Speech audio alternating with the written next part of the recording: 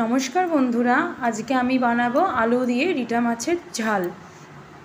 তার জন্য প্রথমে রিঠা মাছগুলো ভালোভাবে ধুয়ে নুন হলুদ মাখিয়ে নিয়েছি আর রিঠা মাছের ডিমগুলোকে আলাদা করে সরিয়ে রেখেছি। এদিকে কড়াইতে তেল দিয়ে মাছগুলোকে ভাজি দিয়েছি, ঢেকে দিয়েছি কারণ এই মাছগুলো খুব ফোটে, তার জন্য ঢেকে দিয়েছি। একদিকে হয়ে গেছে মাছ, উল্টে দিয়েছি, আবার ঢেকে ঢেকে এটা মাছটাকে ভেজেছি, না হলে প্রচণ্ড ফাটে মাছগুলো। তারপরে মাছ ভাজা হয়ে গেছে, মাছগুলো আমি তুলে নিলাম। আরও কয়েকটা রয়েছে, সেগুলোও আমি ভালো করে ভেজে তুলে নেব।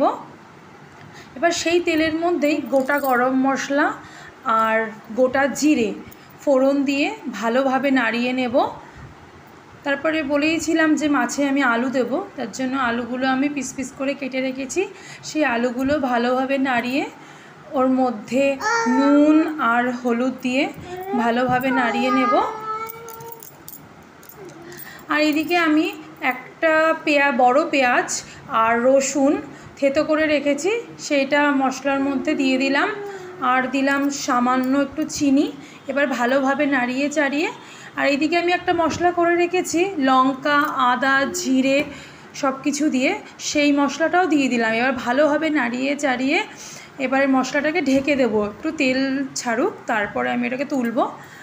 ভালোভাবে মশলা কষে গেছে, তেলও ছেড়ে গেছে। এবার আমি এখানে পরিমাণ মতো জল দিয়ে দেবো, খুব বেশি জল দেবো না কারণ এটা খুব ঝোল হলে এইসব মাছ খেতে ভালো লাগে না। অল্প জল দিলাম। এবার যেই ঝোলটা ফুটে গেছে, দেখলাম আলুও সিদ্ধ হয়ে গেছে, সেই অবস্থায় মাছের ডিমটা আমি ভাজিনি, মাছের ডিমটা যখন ঝোল ফুটবে তখন আমি এই মাছের ডিম আমি দিয়ে দেব। আর মাছগুলো যে ভেজে রেখেছিলাম সেই মাছগুলো ঝোলের মধ্যে দিয়ে দিলাম। আমার একটু মুখে দিয়ে দেখলাম যে নুনটা কম হয়েছে, আমি একটুখানি নুন দিয়ে দিলাম। উপর থেকে একটু গরম মশলা ছড়িয়ে দিলাম, বাটিতে গরম মশলাগুলো লেগেছিলো বলে সেই ঝোল বাটির মধ্যে দিয়ে গরম মশলাটা ভালোভাবে ছড়িয়ে দিয়ে মাখা মাখা করে নিলাম। আমার আজকে রিঠা মাছের ঝোল তৈরি হয়ে গেছে।